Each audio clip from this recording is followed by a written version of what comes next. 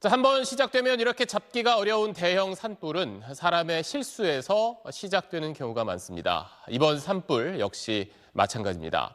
이 때문에 건조한 봄철에는 특히 더 조심해야 하는데, 자, 그렇다면 이렇게 피해가 큰 산불을 낸 사람들은 법적으로 어떤 처벌을 받게 되는지도 한번 살펴보겠습니다. 조윤아 기자입니다. 50대 성묘객이 묘지를 정리하던 중 실수로 낸 불에서 시작된 경북 의성 산불. 경남 산청 산불은 농장주가 예초기로 잡초를 제거하다가 불티가 튀었고, 울산 울주에서도 60대 남성이 농막에서 용접 작업을 하던 중 불이 시작된 걸로 추정됩니다. 산림 14,000헥타르, 축구장 2만 900여 개 넓이를 태운 산불이 모두 부주의에서 비롯된 실화였던 겁니다. 지난해 발생한 산불 279건 가운데 입산자 실화나 담뱃불 실화, 쓰레기 소각 등으로 인한 산불은 137건으로 49%에 달합니다.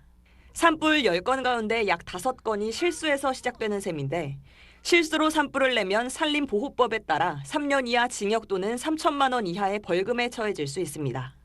만약 고의로 산불을 내면 징역 5년 이상 15년 이하의 중형을 선고받을 수 있습니다.